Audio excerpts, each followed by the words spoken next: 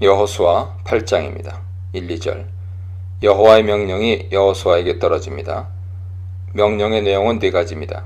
첫째, 여호와께서 아이 왕과 백성과 성읍과 영토를 몽땅 이스라엘의 손에 넘겨주었으니 두려워하지 말고 놀라지도 말고 아이로 올라가라는 것입니다. 둘째, 군사를 총동원하여 공격하라는 것입니다. 셋째, 아이성을 함락했을 때 여리고 성에게 행한 그대로 행하라는 것입니다. 넷째, 탈취할 물건과 가축은 사치하라는 것입니다. 다섯째, 공격할 때에는 복병전을 펼치라는 것입니다. 첫째 명령에 의하면 아이성을 이스라엘의 손에 넘겨주었으니 안심하고 올라가라고 하십니다. 여기서 두려워 말라란 표현은 신연의 경우에 사용하는 말과는 다른 뜻입니다. 이어서 놀라지 말라는 권면으로 한 번 실패하여 간담이 녹아 벌벌 떨고 있는 이스라엘 백성을 위로해 주시는 말씀입니다. 여호와께서 함께 하셔서 이미 그 땅을 넘겨주었으니 겁낼 것 없이 담대히 나아가면 됩니다. 그 넘겨줄 항목들을 일일이 적시합니다. 왕과 백성과 도성과 영토를 모조리 주겠다고 하십니다. 그러나 여리고성을 공략할 때 여호와께서는 여리고와 그 왕과 용사들을 네 손에 넘겨주었다고 말씀하셨습니다. 여기서는 용사들 깃보림을 언급하지 않고 앞에서 언급하지 않은 성민과 영토를 추가로 언급합니다. 둘째로 군사를 총동원하여 다 거느리고 가야 합니다. 앞에서 아이성 공략에 실패했을 때는 3,000명의 군사만 동원했습니다. 아이성이 연약하다는 정탐꾼의 보고에 따라 최소 한만 동원하고 군사력을 줄인 것이죠. 그러나 이제 군사를 모두 총동원하라는 하나님의 명령이 떨어졌습니다. 여리고성 때에는 언약궤를 맨 제사장이 나팔을 불고 군사들이 함성을 질렀을 때 성벽이 무너졌습니다. 아이성 함락에는 그러한 신학적 명령이 전혀 등장하지 않습니다. 아이성이 아무리 약하다 해도 최소한의 군사로 가볍게 물리칠 수 있는 상대는 아닙니다.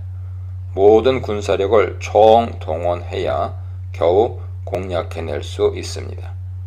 세속주의, 물질주의, 우상숭배 문명 중 어느 것도 가볍게 여길 수 있는 요소는 하나도 없습니다. 탐욕이라는 요소 하나를 짓밟아 누르는데도 온 힘을 다해야 겨우 다스릴 수 있습니다. 셋째 명령에 의하면 여리고와 그 왕에게 행한 것을 아이와 그 왕에게 그대로 행해야 합니다. 6장 21절은 그 성 안에 있는 모든 것을 온전히 바치되 남녀노소와 소와 양과 나귀를 칼날로 멸하니라 라고 보고했습니다. 그러나 아이성의 경우에는 성을 파괴하고 왕을 죽여야 합니다. 그런데 넷째 명령에 의하면 탈취한 물건과 가축은 사치해도 좋습니다. 아이성에서는 헤렘을 적용하지 않겠다는 하나님의 방침을 보여주죠. 가축에 원하는 베헤마인데 여리고성의 경우에는 이것들 중 하나라도 사치해서는 안 되었습니다. 아간이 전리품 곧 헤렘을 사치했다가 사형을 당했습니다. 그러나 이상하게도 여기서는 전리품과 가축을 가져도 좋다고 허용하십니다. 다섯째 명령은 공격할 때 복병전을 펼치라는 것이죠. 언약궤를 메고 성을 도는 행위는 이제 중단하고 직접 전투를 벌여서 전략과 전술을 잘 구사할 수 있어야 합니다. 하나님께서는 직접 개입하셔서 문제를 해결해 주기도 하시지만 우리 스스로 문제를 해결할 수 있는 능력을 길러주셔서 말씀을 준행하게 하시므로 문제를 해결해 주기도 하십니다. 3절로 8절입니다. 하나님으로부터 구원의 신탁을 받은 여호수아는 3만 명의 군사를 소집하여 아이성을 향해 새로운 공격 명령을 내립니다. 그중 2만 5천 명은 아이성 북편에 진을 쳤고 나머지 5천 명은 성읍 서편 베델과 아이성 사이에 매복했습니다. 이 3만 명은 단순한 일반 병사가 아니라 최고의 능력을 갖춘 용사입니다. 첫 전쟁과 비교할 때 군사는 10배 많이 파견하고 또 유능한 군사들이 파견되었습니다. 본진과 매복군의 역할이 달랐습니다. 본진이 패한 것처럼 가정하여 아이성 군사들을 성 밖 광야로 유도하면 매복군이 성을 공격하여 불을 지르고 함락하는 작전으로 진행했습니다. 하지만 여호수아는 탈취할 물건과 가축은 스스로 가지라 허락하시는 하나님의 말씀을 백성들에게 전달하지 않습니다. 오히려 성읍을 불살라 여호와의 말씀대로 행하라고 헤렘 명령을 내립니다. 여호수아의 전달 명령에는 복병 전술이 더욱 강조되어 있습니다. 여호와의 말씀대로 행하라는 명령문 속에 하나님의 지시사항이 다 포함되어 있다고 보면 됩니다. 아이성 함락기에는 헤렘이란 단어가 8장 26절에 단 한 차례 언급되며 탈취물이 아니라 아이성 주민 남녀 12,000명을 다 진멸했다고 보도합니다. 가축과 노력한 것은 이스라엘이 탈취했습니다. 9절로 17절입니다. 하나님의 명령대로 수행되고 있습니다. 용사들이 한치의 오차도 없이 모든 전쟁을 완벽히 수행하는 과정을 기록하고 있습니다. 주민은 한 사람도 남거나 도망하지 못했고 성읍은 불에 탔으며 아이성의 왕은 사로잡혀 여호수아 앞으로 끌려가게 될 것입니다. 10절에 다시 여호수아는 아침 일찍이 일어나 백성을 점호하고 장로들과 함께 군사들보다 먼저 아이성으로 향했다고 기록합니다. 이는 이 전쟁이 용사들만의 전쟁이 아니라 이스라엘 모든 백성들이 참여하는 전 민족의 전쟁이라는 사실을 알려줍니다. 이스라엘 군사 3만 명 중 5천 명은 아이성과 베델성 사이 협곡의 복병으로 매복했습니다. 여호수아는 2만 5천 명을 거느리고 아이성의 북쪽에 집결했습니다. 여호수아는 밤에 군사를 움직여 아이와 베델 사이의 구릉지대로 군대를 이동시켰는데 이것을 본 아이 왕은 아침에 아라바 앞으로 나아가서 전투 대형을 갖추었습니다. 여호수아가 짐짓 패한 척하고 광야길 곧 동쪽으로 도망하자 아이 왕이 추격했죠. 성은 비었고 성문은 열렸습니다. 모든 것이 하나님의 지시대로 되었습니다. 여리고성처럼 비전투적인 행위는 없었습니다. 전쟁은 철저하고 용이 주도하게 진행되었습니다. 앞서 싸우시는 하나님을 의지하지 않고는 상상할 수 없는 싸움입니다. 원리나 원칙이 중요하지만 상황에 따라 하나님께서 인도하시고 지시하시는 전략에 민감해야 이길 수 있는 싸움이 영적 싸움입니다. 이 순종의 마음이 헤렘 자체보다 더 중요합니다. 헤렘이 절대 기준은 아닙니다. 절대적으로 중요한 것은 하나님의 명령을 잘 청종하고 준행하는가에 있습니다. 하나님께서 헤렘을 지키라고 하시면 지키고 지킬 필요가 없다고 하시면 지키지 않으면 됩니다. 주께서 탈취물의 사치를 엄금하시면 손도 대지 말고 주께서 탈취물을 취하라고 하시면 마음껏 취하면 됩니다. 그 단순한 순종이 승리의 길입니다. 하나님의 맞춤 양육, 믿음과 철저한 준비에 대해 묵상해 보시기 바랍니다. 18절입니다. 여호와의 지시로 여호수아가 창을 들어 올려서 아이성을 가리켰습니다. 이것은 복병에게 보내는 군호인 동시에 전투의 개시를 알리는 신호입니다. 전투가 끝날 때까지 여호수아는 단창을 든 손을 내리지 않았습니다. 지금 아이성 전투에서 여호수아가 단창을 들고 서 있는 모습은 흡사 아말렉 전투에서 모세가 지팡이를 들고 산정에 앉아 있는 모습을 닮았습니다. 모세는 지팡이를 들고 산 위에 서서 팔을 들어 올렸고 그동안 여호수아는 산 아래의 전투를 승리로 이끌었습니다. 팔이 내려오면 전세가 불리하게 돌아갔습니다. 이에 아론과 훌이 모세를 돌 위에 앉히고 양옆에서 팔을 지탱해 줌으로써 아말렉 군사를 진멸할 수 있었습니다.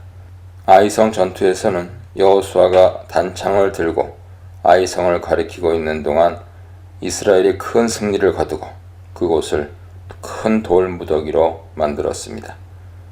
이 두 사건은 모세와 여호수아가 하나님의 명령을 성실하게 준행하는 모습을 두드러지게 묘사하고 있습니다.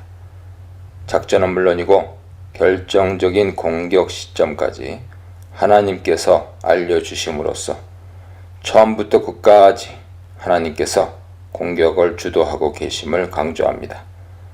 구조에서 보여주듯이 18절은 여호수아 8장 아이성 함락기에서 문단의 중심축 역할을 하고 있습니다. 그러므로 말씀과 순종이 주제라고 할 수 있습니다. 19절로 25절입니다. 여호와의 지시로 여호수아가 단창을 들어올려서 아이성을 가리키니 이것이 복병에게 보낸 군호였습니다. 단창을 보고 복병이 일어나 성읍을 점령했죠. 가나안 연합군은 아이성과 베델성의 군대로 구성되어 있었습니다. 이들은 이스라엘 군대를 추격하느라 아이성과 베델성을 다 비워두고 있었습니다. 가나안 연합군이 동쪽으로 멀리까지 추격하러 나간 사이 서쪽에 매복하고 있던 복병이 일어나서 아이성을 수월하게 점령해버렸습니다. 점령군은 아이성을 불태우고 장악해버렸죠. 성에서 불길이 치솟는 것을 보고 가나안 연합군은 당황하여 우왕좌왕했습니다. 이때 도망치던 이스라엘 군대가 뒤돌아서서 반격을 가하고 점령군도 성에서 나오니 가나안 연합군은 꼼짝없이 포위되고 앞뒤로 공격을 받아 거의 전멸했습니다. 마침내 아이 왕도 사로잡혔습니다. 여호수아가 단창을 들어 아이성을 가리키고 있는 동안 이스라엘은 아이성을 철저히 무찌른 것입니다. 아이성의 전사자는 무려 12,000명에 달했습니다. 여호수아의 단창은 하나님의 명령에 따르라는 신호였습니다. 단창에 특별한 기능이 있는 것이 아니라 단지 여호와 하나님께서 함께 하시며 여호와의 군대가 함께 싸우고 있다는 것을 보여준 것이죠. 하나님의 백성은 지도자의 손에 들린 그 신호를 보고 믿음이 강해지며 새 힘을 내고 막강한 연합군도 두려워하지 않으며 전진할 수 있게 됩니다. 지팡이나 단창과 같은 어떠한 물건이나 표상은 모두 하나님의 현존을 드러내는 도구에 불과할 뿐임을 성숙한 성도는 늘 명심하고 있어야 합니다. 여리고도성 함락기에서는 초두에 여리고 왕을 언급했지만 이야기가 마무리되도록 왕에 대해서는 다시 언급하지 않습니다. 여리고 왕을 잡아서 처단했다는 기록은 없습니다. 다만 전제되어 있으며 여호수아 10장 28절에서 회고담으로 언급되고 있을 뿐입니다. 그런데 아이성 함락기에서는 왕을 사로잡아 나무에 달아 처형했다고 명기하고 있습니다. 여호와의 거룩한 전쟁에서 적군의 왕을 어떻게 처리하는지가 매우 중요한 관심사가 됩니다. 창조 세계의 주권은 오로지 여호와 하나님께만 속한 것입니다. 어떠한 인간도 세계의 주권을 거머쥐고 하나님 대신에 호령해서는 안 됩니다. 세상의 왕들이 우상을 앞세워 자신의 권력을 휘두르다가 참 권력의 주인 되시는 하나님의 손에 심판을 당합니다. 이것이 여호와 전쟁의 핵심 주제입니다. 26절로 29절입니다. 아이성 주민들은 완전히 진멸당했습니다. 아이 주민들을 진멸하여 바치기까지 여호수아는 단창을 든 손을 거두지 않았습니다. 그러나 이스라엘은 가축이나 노량물을 저마다 필요한 만큼 탈취했습니다. 이것은 여리고 도성에서와는 완전히 딴판이죠. 아간이 물품을 사치하였다가 처형을 당한 사례가 바로 앞에 있었는데 이제는 백성이 저마다 노력한 물품을 챙겨 가져갔습니다. 전리품을 마음대로 사치하라는 것이 여호와의 명령이었기에 이것은 죄가 아닙니다. 아마도 하나님은 아간과 같은 희생자가 다시 생기기를 원치 않으셨을지 모릅니다. 하나님의 법은 인간의 연약함을 배려하고 있습니다. 주께서 율법을 제정하셨으므로 율법보다는 하나님 말씀이 우선입니다. 순종은 율법을 초국하죠. 이것이 복음입니다. 생포한 아이성의 왕은 살해되었고 그의 시신은 나무에 달리는 신세가 되었습니다. 그의 시신이 나무에 달린 것은 그가 하나님의 저주를 받아 죽었음을 의미합니다. 날이 저물 때 그의 시신이 성문에 던져졌고 돌 무더기가 그 위에 쌓였습니다. 이 돌 무더기는 하나님의 구원을 영구적으로 기념하기 위한 증거물입니다. 성이 불에 타버리고 연기가 올라갔다는 것은 이스라엘의 완전한 승리와 철저하게 폐허가 된 아이의 모습을 보여주는 표현입니다. 또한 아이왕의 시신을 해질 때까지만 매달았다가 내린 후 돌무더기에 매장해 주었습니다. 이는 이스라엘이 얼마나 하나님의 말씀에 순종하고 있는지를 보여줍니다. 신명기 21장 22절 이하에 따르면 나무 위 처형당한 자의 시신을 밤새도록 두지 말고 당일 해 지기 전에 장사해 주어야 합니다. 그로 인해 하나님의 땅이 더럽혀지지 않도록 하기 위해서입니다. 이스라엘은 아간 사건을 통해 철저한 말씀 순종의 중요함을 뼈저리게 경험하고 배웠습니다. 여리고 성과 함께 아이성 싸움은 이스라엘의 가나안 정복 전쟁의 축소판 역할을 합니다. 가나안 정복이 하나님께 달려있다는 말씀이 무슨 뜻이며 그것이 실제 싸움에서는 어떤 모습으로 나타나야 하는지 두 전투가 보여주었습니다. 철저한 준비, 하나님의 명령, 하나님의 승리 약속, 여호수아의 믿음, 영원한 무더기, 하나님의 승리에 대해 묵상해 보시기 바랍니다. 31절입니다. 에발산과 그르심산은 서로 마주보고 있습니다. 에발산에 제단을 쌓은 것은 그곳에 율법을 새긴 돌을 세우고 제단을 쌓아 드리라는 신명기 27장 4절 규례에 따른 것입니다. 이 산은 축복의 산인 그리심산과 대조적으로 저주의 산 역할을 합니다. 반면 사마리아 오경은 제단을 그리심산에 건립하는데 여기서 그리심산에 대한 사마리아인들의 존경심을 읽을 수 있습니다. 여호수아는 에발산에 자연석으로 제단을 쌓았습니다. 여기에는 언약법의 제단 규정이 연관됩니다. 이상하게도 모세는 레위 지파가 에발산에서 오로지 저주만을 선포하라고 명합니다. 여호수아에서는 그리심산에서 축복을 선포하는 장면이 나오는데 이것은 신명기 11장 29절과 상응하죠. 신명기 27장 1절로 13절은 여호수아 8장 30절 35절에서 이루어집니다. 시내산 언약법 서두에는 제단법이 나옵니다. 출애굽기 20장 보세요. 그 중에 네가 내게 돌로 제단을 쌓거든 다듬은 돌로 쌓지 말라는 규정이 있습니다. 거기서 다듬은 돌은 정으로 쪼아서 만든 석재 건자재를 가리킵니다. 여기서는 쇠 연장으로 다듬지 아니한 새 돌이라고 표현하는데 원어를 직역하면 쇠를 그 위에서 흔들지 않은 온전한 돌들의 제단이 됩니다. 이 구절은 신명기 27장 6절 명령과 일치합니다. 나는 다듬지 않은 돌로 네 하나님 여호와의 제단을 쌓고 란 규정에 쇠 연장으로 란 표현은 없지만 다듬지 않은 돌이란 표현은 일치합니다.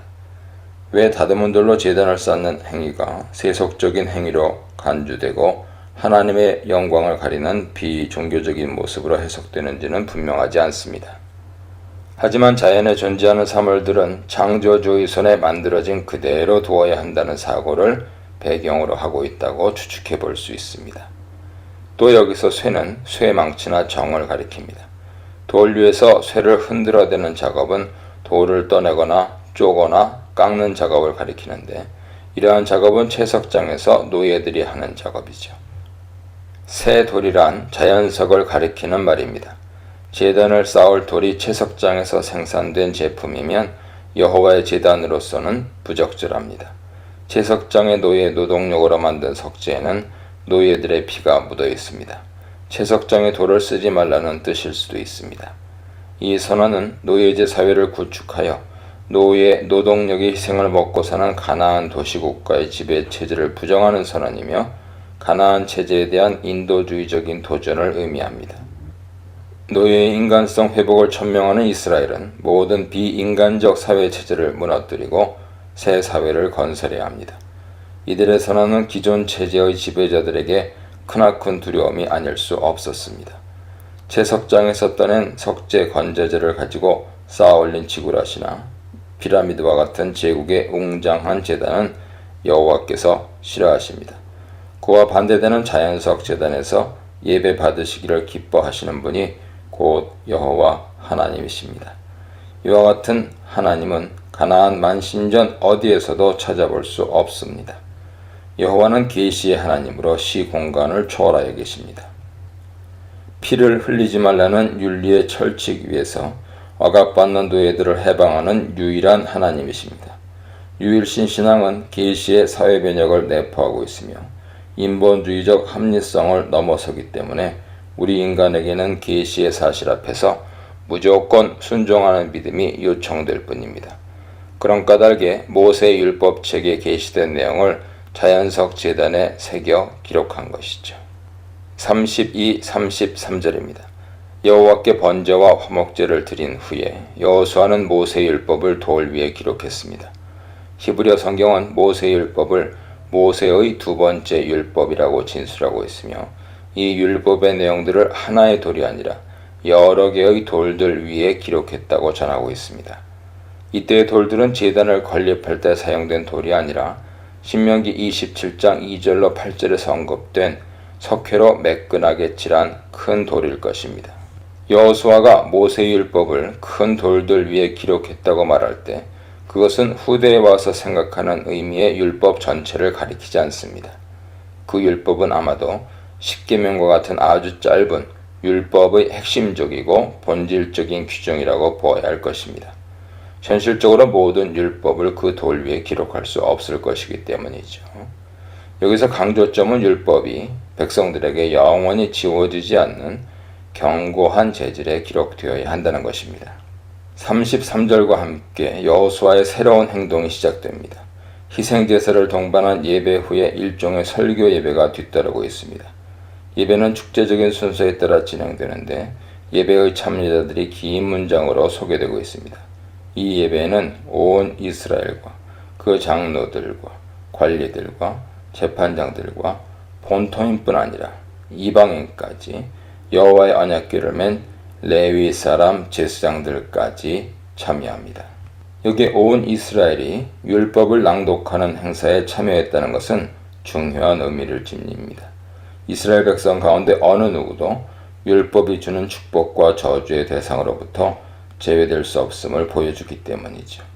장로들과 관리들과 재판장들은 이스라엘의 정치, 행정, 사법의 지도적 위치에 있는 자들입니다. 특히 이방인들까지도 이 예배에 참여했다는 것은 주요한 특징이죠. 이방인의 예배 참여는 그들을 향한 하나님의 사랑에 근거합니다. 예배의 중심에 여호와의 임재 상징인 언약궤가 있는데 레위 사람 제사장들이 언약궤를 맨 채 양편으로 나뉜 백성들의 중앙에 서서 큰 목소리로 축복과 저주의 말씀을 선언했습니다. 여기서 언약궤가 등장하는 것은 이 부분이 신학적으로 얼마나 중요한지를 보여줍니다. 언약궤의 현존은 이스라엘이 가나안 땅에서 새로운 희망을 가지고 전진할 수 있게 된다는 사실을 암시합니다. 두 그룹이 에발산과 그리심산 앞에 각각 서게 되는데 이는 그리심산 위에 서게 된 지파들은 축복을 받고 에발산 위에 서게 된 지파들은 저주를 받는다는 뜻이 아닙니다. 그리심산에 오른 자들은 율법에 순종하는 자들을 상징하고 에발산에 오른 자들은 율법에 순종하지 않는 자들을 상징하는 것뿐입니다. 34, 35절입니다. 여호수아가 율법책의 축복과 저주 내용을 일일이 하나도 빠짐없이 낭독했습니다. 여호수아는 율법책의 말씀을 그대로 준행하여 이스라엘 남녀노소가 다 듣도록 낭독회를 열었던 것이죠. 심지어 그들 가운데 살고 있는 외국인들에게까지도 축복과 저주에 관한 모든 말씀을 낭독해 주었습니다. 여호수아는 말씀의 공동체를 이끌고 가는 지도자로서 말씀 공부와 말씀 수호에 전념하며 말씀에 순종하는 존재였습니다. 여호수아는 글자를 모르는 많은 문맹인들이 항상 율법책을 들을 수 있도록 읽어주는 과업을 수행했습니다. 교회를 섬기는 목회자들도 이와 같이 교우들에게 항상 말씀을 읽어주고 가르치는 말씀의 종이 되어야 할 것입니다. 제단을 에발산에 축복과 저주의 길, 이방인과 거류민까지 함께 대해 묵상해 보시기 바랍니다. 여호수아 9장입니다. 9장 1절로 11장 23절은 하나의 커다란 문단입니다. 9장 1, 2절에서 전쟁이 시작되는 상황을 진술하고 11장 23절에서 가나안에서 전쟁이 그쳤다는 진술로 분단을 마감합니다. 1, 2절입니다. 1절에서 가나안의 영역과 그 주민들이 왕국을 이루고 있는 모양을 서술합니다. 지금까지는 그리심산과 에발산을 통과하기 이전 지역에서 여리고성과 아이성을 공략했습니다. 이제부터는 요단 서편의 산지와 평지를 점령해야 합니다. 산지와 평지에 하는 것은 원어로 바하르 오바 셔펠라입니다. 하르는 산이죠. 셔펠라는 평지죠. 셔펠라라고도 발음하죠. 1절은 요단강 서쪽 건너편의 산지에서부터 평지 셔펠라를 거쳐 지중해 연안에 이르는 가나안 온 지역을 가리킵니다. 평지의 고도는 약 150에서 300m 정도로 완만한 언덕을 형성하고 있습니다. 슈펠라 땅은 부드럽고 하얀 연토질 석회암으로 이루어져 있어서 상당히 비옥합니다. 우기에는 계절성 습지가 형성됩니다. 이 지역 주민들은 헷사람, 아모리 사람, 가나안 사람, 브리스 사람, 히위 사람, 여부스 사람 등 6부족들입니다. 이들은 도시국가를 형성하고 저마다 왕이 다스리는 왕정체제를 구가했습니다. 본문은 모든 왕들이라고 힘주어 강조합니다. 가나안 점령의 1차적 목적은 가나안의 왕정체제를 무너뜨리고 하나님의 나라를 건설하는 데 있습니다. 특히 이 가나안 동맹에 기브온 거민들, 히위족 속도 가담되어 있음을 시사함으로써 앞으로 발생할 사건을 예고합니다. 2절에 보면 이들은 일심으로 여호수아와 이스라엘에 맞서 싸우려 했습니다. 일심으로 라는 부사가 나오는데 원어를 직역하면 하나의 입이란 뜻입니다. 모두 입을 모아 한 목소리를 냈다는 뜻입니다. 신할 땅의 죄인들이 바벨성을 쌓고 망대를 하늘까지 쌓아 올리면서 총단결하여 흩어짐을 면하자고 외쳤던 것과 흡사합니다. 평소에 반목하던 빌라도와 헤롯과 대제사장 가야바가 예수님을 죽이는 일에는 한 목소리를 냈습니다. 여호수아와 이스라엘에 맞서 싸우려는 것은 전능하신 창조주 하나님 여호와께 대항하는 것과 마찬가지인데 가나안의 왕들은 여호와가 누구인지 전혀 모르고 덤비고 있습니다. 3절로 13절입니다. 기브온 주민은 히위족 속인데 그들이 하나님의 심판 소식을 듣고 투항하기로 결심합니다. 그래서 길갈로 갔으며 이스라엘 사람들에게 조약을 맺자고 제안했습니다. 기브온은 이스라엘과 조약을 체결하는데 적극적인 자세를 취하였던 반면 이스라엘은 수동적인 입장에서 조약을 체결하자는 제안에 동의하고 있습니다. 기브온은 이스라엘 사람들에게 거짓말로 자신들의 신분을 속이고 조약을 체결하자고 제안합니다. 우선 목숨을 부지하기에 급급하여 속임수를 마련한 것이죠.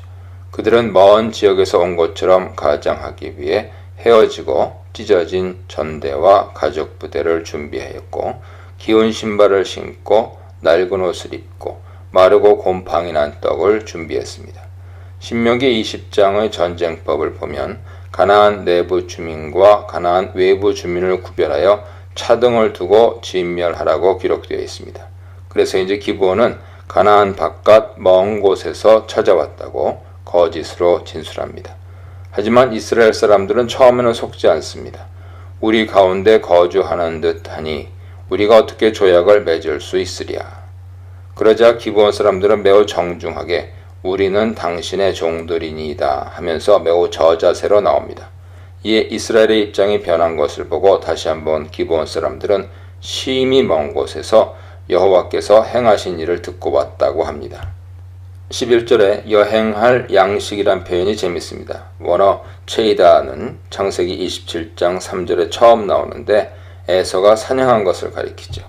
창세기 42장 45장을 보면 애굽에 내려가는 요셉의 형제들도 길 양식을 갖추었습니다. 애굽을 탈출할 때는 경황이 없어 미처 길 양식 체이다를 준비하지 못했습니다. 여호수아는 요단강을 건너기 위해 진중을 두루 다니면서 양식을 준비하라고 지시했습니다. 여기서는 기브온 주민이 포도주와 떡을 마련해서 이스라엘의 행군을 위한 양식을 공급해 주려고 달려왔다는 것입니다. 14절로 15절입니다. 무슨 일이든 여호와께 여쭈어 보아야 했습니다. 무리가 찬성하고 여호수아가 조약을 맺고 족장들이 맹세를 했습니다. 어쩌면 그들이 받은 곡식 곡물과 노예 노동을 제공하겠다는 말에 솔깃했을 수도 있습니다. 이것이 발단이 되어 이후로 전개되는 가나안 점령 사역에서 모든 주민을 다 쫓아내지 못하는 불상사가 생깁니다. 결국 여호와께서 진노하시는 사사기 2장 1절로 5절의 복임 사건이 터지고 말았습니다. 가나안 주민을 다 쫓아내지 않으므로 결국 이스라엘에게 올무가 되어 다윗 왕국이 멸망하게 되었습니다. 여호수아와 이스라엘의 지도자들은 히위 족속의 일파인 기브온 거민들의 속임수와 계략에 넘어가 불가침 동맹을 체결하게 된 것입니다. 영적 경계심을 늦추는 사이에 벌어진 일입니다.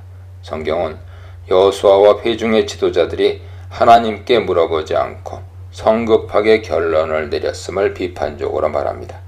죽고 사는 문제가 야만적인 전쟁과 정복의 이름으로 결정되던 고대 사회에서 잠재적인 적을 우방으로 간주하는 조약을 맺었다는 것은 공동체에 엄청난 재앙을 가져올 수 있는 매우 위험한 일이었습니다.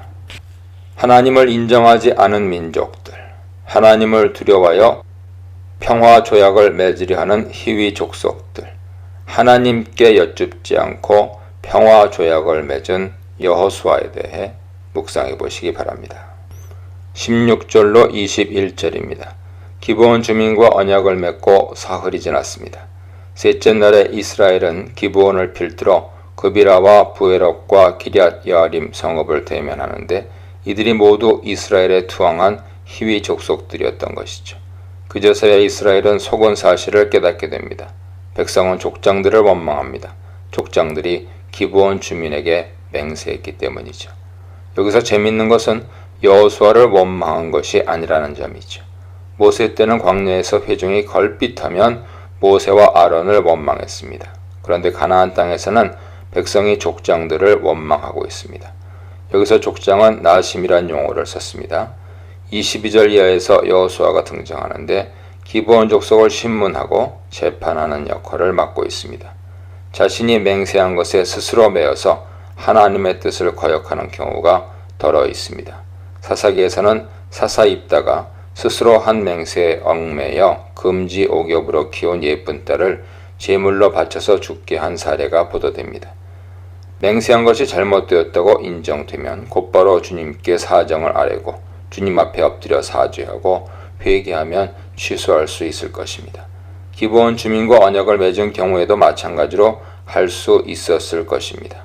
족장들이 여호와의 이름을 걸고 화친을 맹세했기 때문에 스스로 맹세한 것에 걸려 넘어진 것입니다.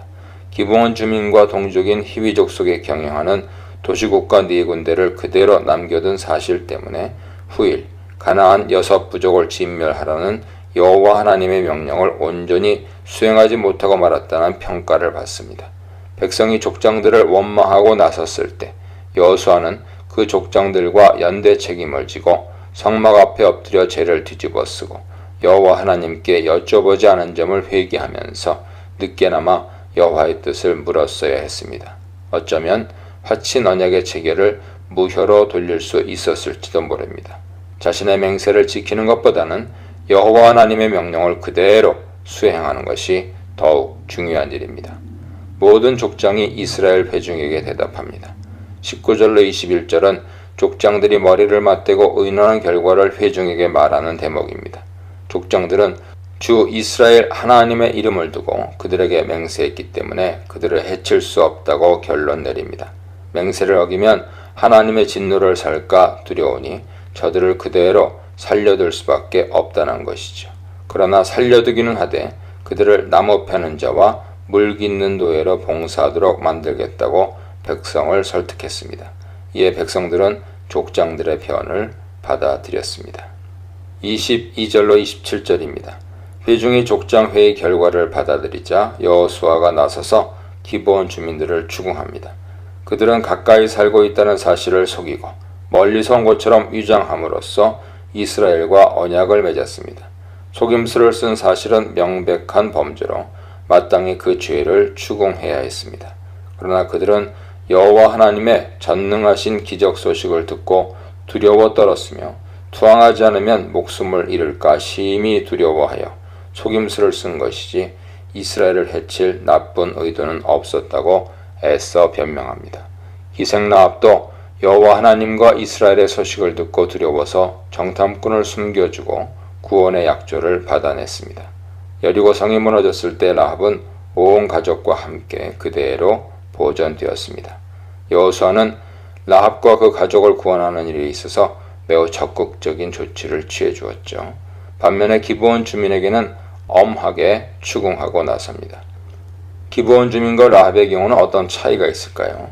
라합의 경우에도 정탐꾼들은 여호와 하나님께 여쭤보지 않고 약정했으니 기브온 주민 경우와 마찬가지로 보입니다.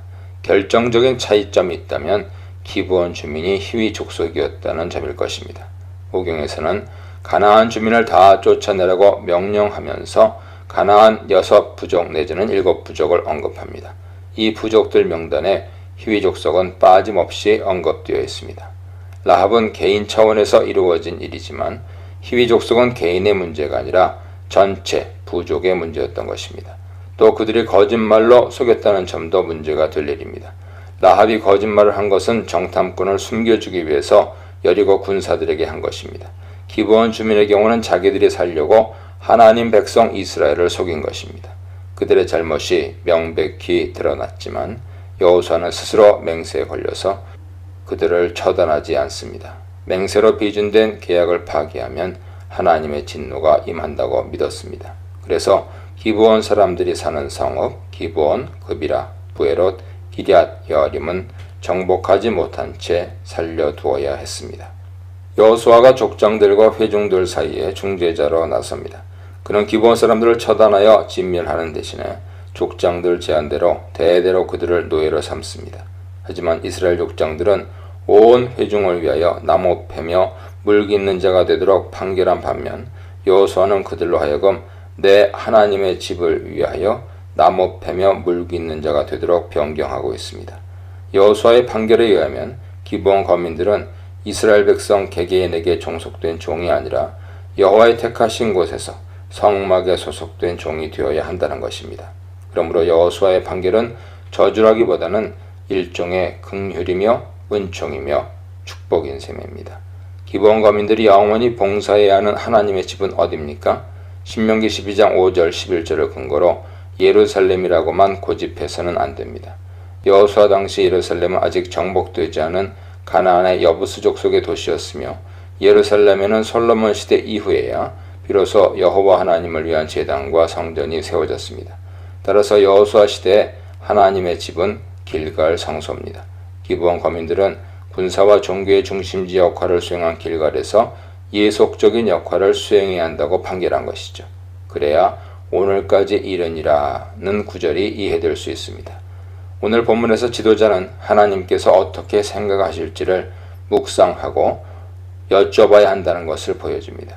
아이성의 승리와 언약 맹세 이후에 등장하는 이러한 나태한 모습은 가나안 땅이 한시라도 안전하게 신앙생활할 수 있는 곳이 아님을 잘 보여줍니다. 하지만 지도자는 문제가 드러났을 때 회피하지 않고 최선이 아니더라도 차선을 마련하여 문제를 수습할 수 있어야 합니다. 여호수아는 기브온 거민들의 속임수를 책망했지만 동시에 그들이 언약 공동체 안에서 하나님의 성소를 섬기는 일을 맡김으로 하나님 은혜의 범주에 들어올 수 있게 합니다. 방심이 초래한 위험, 최선이 아니면 차선, 두려움의 대상이 된 이스라엘에 대해 묵상해 보시기 바랍니다. 29절로 43절입니다. 30, 32, 35, 37, 39절에 거의 동일한 표현이 반복되고 있는데요. 이 반복되는 표현들은 네 가지 중요한 의미를 가지고 있습니다. 첫 번째, 가나안 왕들을 처단하고 도성을 무너뜨리는 분은 바로 여호와 하나님이시라는 겁니다. 두 번째, 성읍과 왕은 진멸 대상입니다. 세 번째, 이스라엘의 손에 붙였다를 직역하면 야훼께서 그것을 이스라엘 손에 넘겨주셨다는 뜻입니다. 네 번째, 칼날로 그 성읍과 그 중에 모든 사람을 쳐서 멸하였다 하는 표현에 모종의 인간적인 반감을 갖기 쉽습니다. 29절로 39절까지는 가나안 남부지방에 대한 정복 기사를 말하고 40절로 43절은 그것을 요약하고 신학적인 해석을 덧붙이고 있습니다. 이스라엘 군대는 사령부를 길갈에 두고 우선 가나안 중부 지역부터 점령했습니다. 그 점령 지역은 요단강 옆의 길갈에서부터 서쪽으로 바다 근처까지 나아가고 남쪽으로 꺾어서 네겝 광야까지 이른 다음 다시 사해 중부 지점의 헤브론까지 걸쳐 있습니다. 여호수아는 기브온 전쟁에서 승리를 거둔 후에 가나안 중남부 지역을 네겝에 이르기까지 차례로 점령했습니다. 길갈에 본부를 두고 여리고에서 아이, 베델이죠. 기브온, 막게다, 림나, 라기스, 게셀입니다. 에글론, 헤브론까지 차례로 점령한 다음 갑자기 방향을 남쪽으로 돌려서 드빌, 가데스바네아, 가사로 나아갔습니다. 길갈을 기준으로 네겝 광야에 이르는 남쪽 지역을 1차로 차지한 것입니다. 림나는 흰색이란 뜻으로 셰펠라 엘라 골짜기에 있는 도시였습니다. 원군으로 왔다가 진멸을 당한 게셀은 몫이란 뜻으로 예루살렘에서 서쪽으로 약 30km 떨어진 곳에 위치했으며 유대 광야의 서쪽 끝자락 셰펠라 입구에 있는 도시였습니다. 해안의 남북 도로와 내륙의 동서 도로가 서로 교차되는 전략적 위치에 있었기에 게셀은 크게 번성했습니다. 게셀은 에브라임 지파가 차지했는데 레위인의 도피성이 되었습니다. 게셀의 발굴이 이루어져 게셀 달력에 대한 연구가 이루어져 있습니다. 드빌은 헤브론 남쪽에 있었고 아낙 사람들이 거주했습니다. 기럇세벨 또는 기럇산나라고도 부르는데 후일 온니엘에게 정복당했습니다. 드빌의 권역은 남부 네겝까지 진출했으며 가데스 바네아, 가사, 고센까지 남부 지방을 온통 차지했습니다. 고센은 여호수아 11장 16절에도 언급되는데 헤브론 남서쪽 약 19.2km 지점으로 추측됩니다. 애굽에서 야곱이 정착한 고센과는 다른 곳인 것 같습니다. 유대 지파는 고센을 분배받았죠. 이스라엘은 중남부 지역 도시국가의 왕들과 주민을 모조리 진멸하여 여호와께 바쳤습니다.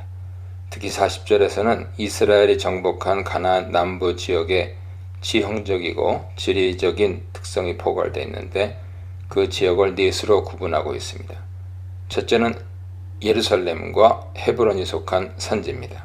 둘째는 에글론과 드빌에 인접한 남방인데 건조하고 광활한 사막지대인 네겝 지역을 가리킵니다. 셋째는 산지 서쪽에 인접한 평야로 비옥하고 아름다운 평원이죠. 넷째는 동쪽으로 길게 기울어진 산지 경사면입니다. 41절에서는 정복 지역을 지역적 관점에서 다시 소개합니다. 시내반도 북쪽에 있는 오아시스 지역에서 사막의 성소인 가데스 바네아부터 블레셋의 주요 도시 가사를 거쳐 기브온에 이르는 고센 땅을 공격했다고 기록되어 있습니다. 중요한 것은 군사적인 정복을 통한 영토 확장은 이스라엘의 하나님 여호와께서 이스라엘을 위해 싸우신 결과라는 것이죠. 42절은 여호수아와 백성들이 행한 가나안 정복 사건에 대한 신학적 평가이며 10장의 결론 메시지입니다. 남김없는 진멸, 남김없는 순종. 여호수아의 전쟁, 여호와의 전쟁에 대해 묵상해 보시기 바랍니다. 여호수아 10장입니다. 1절로 5절. 여호수아 군대에 의해 함락된 가나안의 도성들, 즉 여리고성, 아이성, 그리고 이스라엘과 평화 조약을 맺은 기브온의 소식을 근처에 위치한 예루살렘 왕 아도니 세덱이 들었습니다. 그는 새로운 이야기에서 중요한 역할을 수행하게 됩니다. 구약 성경에서 가장 중요한 도시인 예루살렘을 암시하는 창세기 14장 18절의 살렘과 창세기 22장 14절의 모리아를 제외하고 예루살렘이 언급된 곳은 이곳이 처음입니다. 예루살렘 왕은 아도니 세덱입니다. 후대에 다윗이 예루살렘 왕이 된다는 사실과 묘한 대비를 이루죠. 지금 통치하는 왕 아도니 세덱은 창세기 14장의 살렘 왕 멜기세덱과 대조됩니다. 멜기세덱은 나의 왕은 의롭다란 뜻이고 아도니세덱은 나의 주는 의롭다는 뜻입니다. 아도니세덱은 헤브론 왕 호암과 야르뭇 왕 비람과 라기스 왕 야비야와 에글론 왕 드빌에게 사람을 보내어 동맹군을 조직하여 기브온을 공격하자고 제안합니다. 아이성보다 더 큰 성읍인 기브온이 그렇게 쉽게 이스라엘 진영으로 넘어가는 것을 보고 경악한 아도니세덱은 연합전선을 구성하고 우두머리가 된 것이죠. 이들은 자신의 진영에 속해 있다가 여호수아의 진영으로 투항하여 이스라엘과 상호 방위동맹을 맺은 기브온 족속을 응징하려고 했습니다. 또한 기브온의 이탈을 보고 주변의 다른 도시들도 이탈할 수 있다고 생각하여 추가적인 이탈을 방지하기 위해 이탈한 기브온을 침략했을 것입니다. 기브온은 성의 크기와 중요성으로 인해 왕도라고 칭해질 정도였습니다. 그렇다고 왕이 있었다는 뜻은 아니고 기브온은 장로 중심 정치 체제를 갖추고 있었습니다. 그럼에도 기브온이 왕도로 칭해진 것은 주변의 그비라, 부에롯, 기럇 여림과 같은 여러 성읍들에 대한 정치적 지배권이 있었기 때문인 것으로 보입니다. 이런 정치적 위치를 차지하고 있는 기브온이 이스라엘과 조약을 맺고 가나안 국가들을 배반했으니 아도니세덱은 이스라엘과 그들의 하나님 여호와의 능력에 대해 두려워할 수밖에 없었던 것입니다. 6절로 10절입니다. 가나안 도시 국가들의 연합군이 쳐들어오자 기브온은 황급히 길갈에 있는 여호수아에게 도움을 청합니다. 당신의 종들 돕기를 더디게 하지 마시고 속히 우리에게 올라와 우리를 구하소서. 여호수아는 아모리 5 왕들의 연합군으로부터 기브온을 구하기 위해 출병하기로 결정합니다. 기브온에 대한 동맹의 의무를 수행하기로 한 것이죠. 여기 5 왕들이 산지에 거하는 아모리 사람들의 모든 왕들이라고 소개되는데 이것은 5 왕들에 대한 문학적 과장법입니다. 40절을 보면 이들은 산지와 남방과 평지와 경사지와 그 모든 왕까지로 확대시켜 표현하고 있습니다. 여기 모든이라는 단어는 기브온과 다른 가나안 족속들 사이에 발생한 전투가 대규모 일전이며 이들의 운명을 결정짓는 중요한 총력전이 되고 있음을 강조합니다. 기브온 사자들이 한 말에 사태의 심각성이 묻어있죠. 여호수아 역시 모든 군사와 용사와 더불어 길갈에서부터 기브온으로 올라갔습니다. 그렇게 출병하는 여호수아에게 하나님께서 위로와 격려를 주십니다. 그들을 두려워하지 말라. 내가 그들을 네 손에 넘겨주었으니 그들 중에서 한 사람도 너를 당할 자 없으리라. 이것은 기브온을 위한 출병의 정당성을 부여해 주시는 하나님의 선언입니다. 여호수아는 밤새도록 올라가 그들에게 이릅니다. 여호수아는 새벽녘에 아모리 5 왕의 진영을 급습합니다.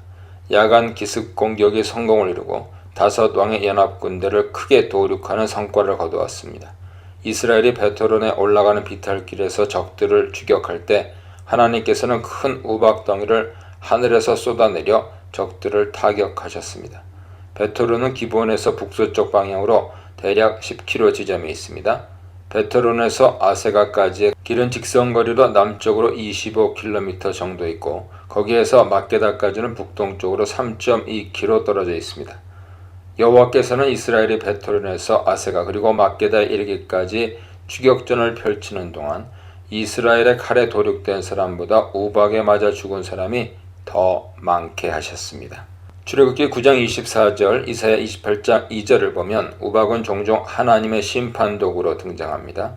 본문은 여호수아의 전술적인 승리를 강조하는 것이 아니라 하나님께서 구원의 신탁을 주셨고 또 하나님에 의해 적군이 혼란해진 틈을 타 승리를 거둔 것으로 묘사하고 있습니다. 기브온과의 언약이 적절했는지에 대해서는 하나님께서 전혀 따지지 않으십니다. 우선 당면한 위기를 극복하는 것이 급선무죠. 지금 교회 안에 여러 가지 문제들이 산적해 있습니다. 그렇다 하더라도 현명한 성도들은 교회를 지키고 세상을 이기는 싸움에 더욱 집중할 것입니다. 세상의 유혹에 교회와 세상 간의 차이가 사라지고 교역자들의 타락은 그 흐름을 부채질하고 있습니다. 하나님께서 이 시대에 교회가 밤새도록 올라가서 끝까지 추격하여 타격해야 할 대상으로 무엇을 말씀하실 것 같습니까? 세속주의와 타협하는 혼합주의 신앙이 아니겠습니까? 11절로 15절입니다. 하나님의 개입으로 이스라엘은 아모리 사람들을 크게 이길 수 있었습니다. 여호와께서 친히 나서시니 천재지변이 일어납니다. 여호와 하나님은 천지를 창조하신 주님이시기 때문에 모든 자연재해를 자유자재로 기동하게 하십니다. 노아 시대에 대홍수를 일으키셨고 바벨론 성을 무너뜨려 죄인들을 흩으셨으며 소돔 성을 유황불로 멸망시키셨고 히브리인들이 애굽을 탈출할 때 10가지 재앙을 내리시고 홍해를 가르셨습니다. 이제 하늘에서 전쟁터로 큰 우박이 내려와서 가나안 연합군을 치니 황망히 패주하기 바쁩니다. 특히 아세가의 일기까지 내린 우박의 기적은 아엘론 골짜기에 머무른 태양의 기적과 관련이 있습니다. 아엘론은 베토른 남쪽에 위치하기 때문에 이스라엘과 아모리 사람들 사이에 발생한 전쟁 규모는 엄청난 거리에 이르고 있음을 알 수 있습니다. 태양이 중천에 머물러 있게 된 기적은 낮이 더 길어져 이스라엘 군대가 승리의 기쁨을 더 오래 만끽할 수 있게 해주었습니다. 야살의 책은 태양의 기적을 시적으로 노래하고 있습니다. 거기엔 여호수아의 기도문이 들어있습니다. 태양아 너는 기브온 위에 머무르라. 달아 너도 아얄론 골짜기에서 그리할지어다. 여호수아가 기브온 거민들의 요청으로 길갈진을 떠났다가 기브온, 베토른, 아세가, 막게다 등에서 전투를 벌여 아모리 다섯 왕의 군대를 진멸하고 다시 길갈진으로 돌아옴으로써 긴장감 넘쳤던 첫 이야기는 자연스럽게 종결되고 있습니다.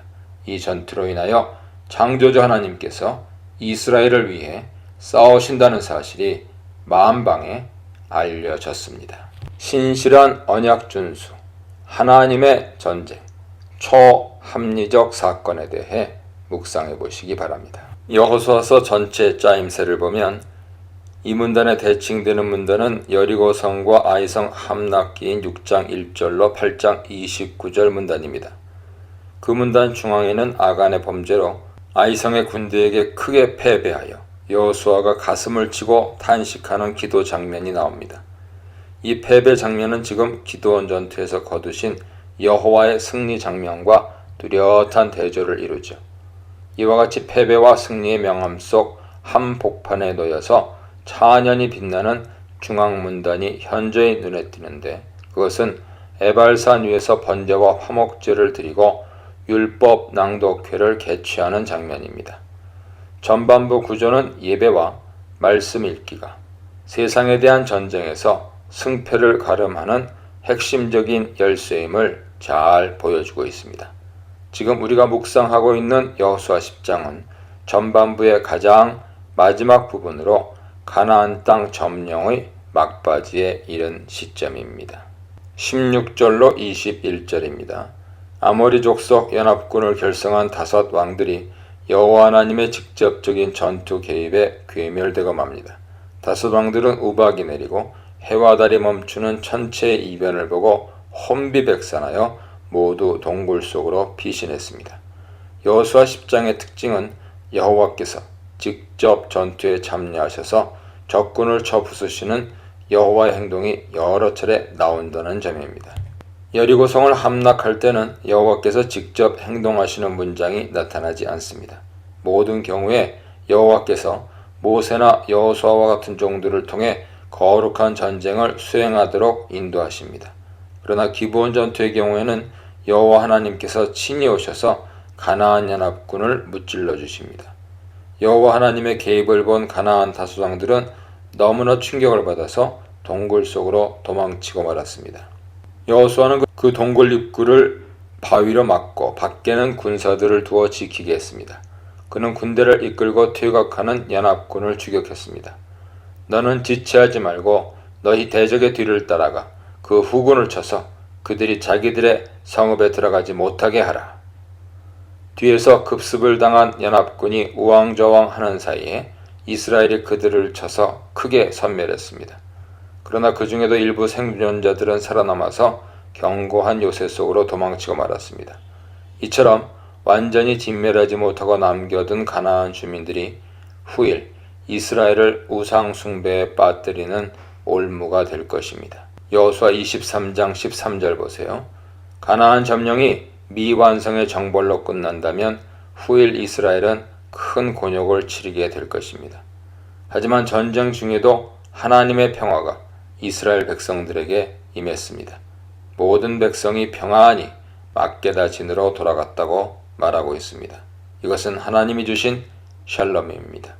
전쟁 중에도 평안할 수 있는 상태. 이것은 하나님의 명령에 따라서 전쟁을 수행하는 이스라엘만이 누릴 수 있는 특권입니다. 22절로 28절입니다. 여호수아는 5 왕들을 동굴에서 이끌어내어 그들의 목을 밟으라고 명령합니다. 백성들은 이에 철저히 순종합니다. 적의 목을 밟는 행위는 완전한 승리의 징표가 되며 정복한 적에 대한 철저한 모욕 행위죠. 적대국 패장의 목을 밟는 행위는 고대 이집트나 아시리아의 기념비문에서도 자주 발견되는 전쟁 풍속입니다. 12장에 보면 가나안의 왕 31명을 처단했는데 이런 상황에서 조금도 그들을 두려워하지 않고 오직 여호와만 두려워하도록 훈련시키고 있는 것입니다. 발로 밟다라는 어구의 원어를 직역하면 발을 그 목 위에 올려놓다입니다. 발을 목 위에 올려놓으면 상대방은 꼼짝도 못하고 무기력해집니다. 세상을 폭력으로 지배하며 교만하기 짝이 없던 왕들을 무기력하게 만드는 데는 목을 밟는 것만큼 좋은 방법이 없습니다. 창세기 1장 28절에 정복하라의 원어인 카바시는 바로 이런 의미입니다. 여호수아는 연합군의 왕들을 동굴에서 끌어내어 나무에 매달아 처단합니다. 여호수아가 이처럼 가차없이 처형하는 까닭은 세상의 권력자와 타협하는 자세를 일체 버리고 자신의 마음부터 정결하게 하려 했기 때문입니다. 후일 왕국시대 초기에 사울은 적군의 왕을 빨리 처단하지 않고 머뭇거리다가 사무엘에게 큰 책망을 받았습니다. 아말렉 전쟁에서 아각 왕을 사로잡았으나 사울은 그를 처단하지 않고 계속 살려두기로 마음먹었다가 여호와의 진노를 사게 되었습니다. 오늘 여호수아가 보여준 단호한 결별의 태도는 사울의 미지근한 태도와 뚜렷한 대조를 이룹니다. 나무에 매달아 죽였다는 것은 십자가 처형을 의미합니다. 우리 속에 있는 세상의 정욕과 권력 숭배를 송두리째 십자가에 못 박아야 합니다. 세상과의 투쟁에서 교회는 세상 권력을 두려워하지 말고 그들의 막강함에 눌러서 압도되지 말아야 할 것입니다. 예수님을 따라 강하고 담대하게 전진하여 나아가야 합니다.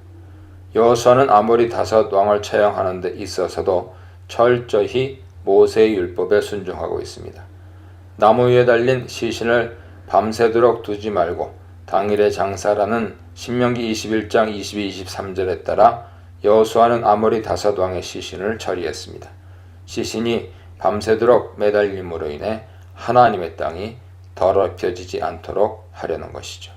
여호수아는 모세의 율법에 순종하여 석양에 아모리 5 왕들의 시신을 나무에서 내려 그들이 숨어있던 동굴 속에 넣고 장사 지냈습니다. 5 왕과 동굴. 하나님의 능력을 신뢰하게 함에 대해 묵상해 보시기 바랍니다.